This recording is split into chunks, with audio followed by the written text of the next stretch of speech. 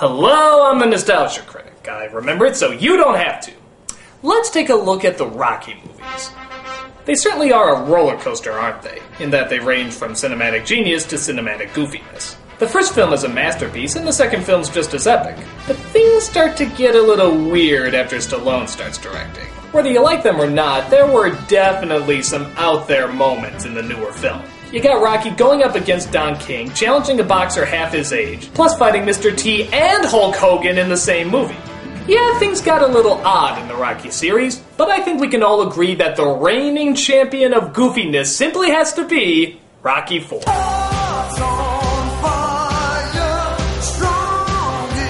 Considered to be the biggest and definitely the weirdest of the Rocky sequels, this was a movie that certainly seemed too big for its britches. It wants to throw everything at you, and as a result, it turns out a pretty silly flick. But it's just as much muscle flexing, montage shoving, word slurring, and audience shouting mayhem you'd expect from the other films. So, is it great or is it not? Let's take a look at Rocky IV. We open, of course, like the other sequels do, with a montage of the last film. After Rocky and Apollo talk about how they're both feeling older, Rocky makes it back home to celebrate the birthday of, oh god, I will never get tired of Paulie. Is there any greater image than him in a birthday hat and a cigar? Okay, aside from that. You're gonna love your present, Uncle Paulie. Where is it? I'm so excited that I'm starting to sweat.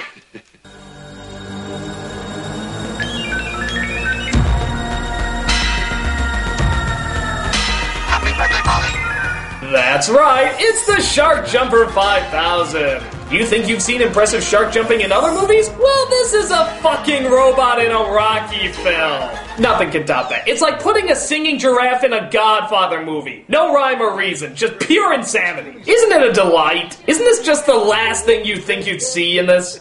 Please make a wish. Go on, make a wish like he says. I wish I wasn't in this nightmare. Hey, very classy wish, very nice. What do you think there? Very good, huh? Oh look, the robot from Rocky just nodded in agreement with him, almost as if he can understand what Stallone is saying and actually interact off his emotions. That's quite interesting. I didn't know something like that existed. I mean, here I thought the world of the Academy Award-winning Rocky was very similar to ours, you know, very gritty and very real, but no, apparently it's like a sci-fi novel. You can just go out and buy artificially intelligent robots. I didn't know that. Why does that exist? But while that's going on, the Russians are coming as they plan to challenge one of America's best fighters against their fighter named Drago, played by He-Man and the Masters of Marxism himself, Dolph Lundgren.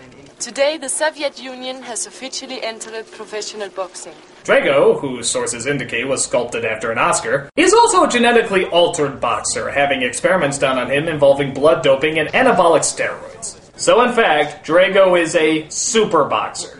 That's right. Rocky is basically going up against a video game character. Tell me you wouldn't see that guy in Punch-Out or Street Fighter. You can't, because he's basically just a big monster. Don't believe me? Just listen to how he talks. Yeah, he doesn't talk. He doesn't fucking talk. He has like 5 lines in this movie and they're all under 10 words. He's basically just a dragon. A dragon for Sylvester Stallone to defeat. In fact, it's just 1 letter off. That's how little they're hiding it. Though most of the world is ignorant in the body image, we wish to educate your country. If there have been rumors of blood doping and anabolic steroids in the Soviet Union, has Drago partaken in any such experiments? Like your Papa. He ate his spinach every day. Spinach roids! Shall we have a demonstration? As you can see, Drago averages 1,850 pounds. So the result's quite obvious. Whatever he hits, he destroys. Just look at the Rocky franchise. By the way, that's Bridget Nielsen playing Drago's wife. Yeah, I know. The idea of her being married to a brainless twerp because of illegal drugs is really quite astounding, isn't it? Meanwhile, back at Rocky's place, Apollo admits that he wants to go up against the Russian Stroganoff, but his friends are more hesitant. What's the purpose? I mean, what at this point in your life is worth getting hurt for? Oh, sweet Jesus. What the hell is that? Lazy writing. It's a nice song. It's my favorite. You're the greatest. See you, sport. So long, Polly. I will service you later. Oh. Like I was saying, I don't want this chump to come over here without... No, it's not working. No, you can't just recover from that. I mean, you can talk about the fight all you want, but all I'm gonna think about is Paulie getting a metal hand job. Seriously. It's a fucking robot in a Rocky film!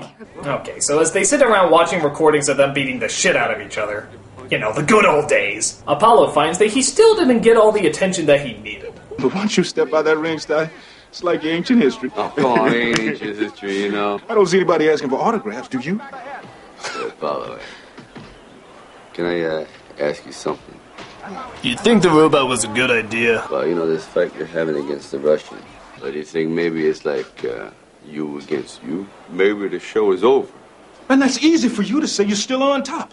You still got 2 Rocky movies and a Rambo coming your way, so you shut the fuck up!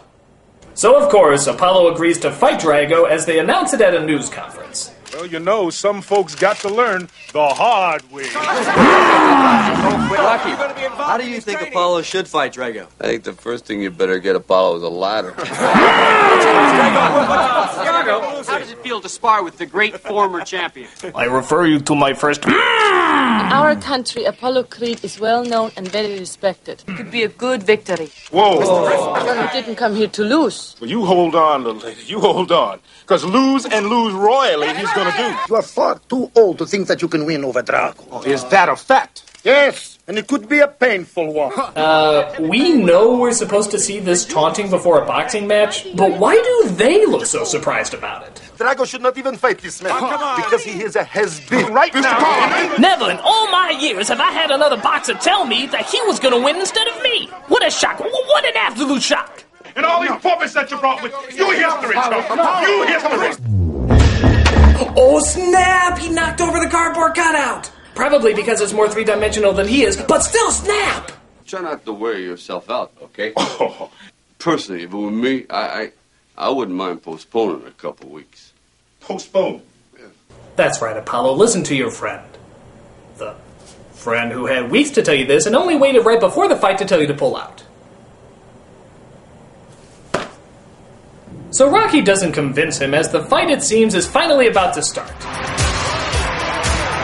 Or go into a Broadway musical.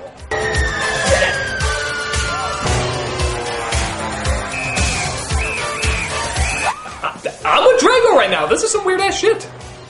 And just when you think the film couldn't possibly get more surreal, James Brown. Because the Broadway musical, the Russian Superman, and the talking robot wasn't weird enough. I don't know what you guys normally do, but in Russia, we just punch one another. I'm Stu Mahan, and we welcome you to a most unusual event. Understatement of the decade. Weighing 221 pounds, a former heavyweight champion of the world, Apollo Creed. And if anybody has seen that Brazzin' Frazzin' Rabbit, please let me know! You boys know the rules. Watch your low blows, kidney punches, rabbit punches. And no murdering. I can't emphasize that enough. No murdering. Come on, get your hands up, man. You need an interpreter? It's time to go to school. Oh, shit. Hey, Rocky, what do you say we postpone this for about 2 weeks? Oh, fuck.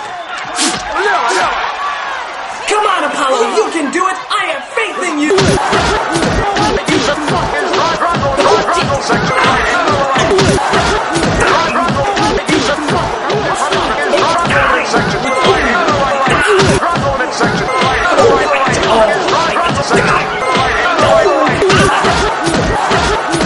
So yeah, Apollo's not doing very well. So Rocky, being the faithful friend, tries to decide when it's the right moment to throw in the towel. He decides to wait until after he's dead.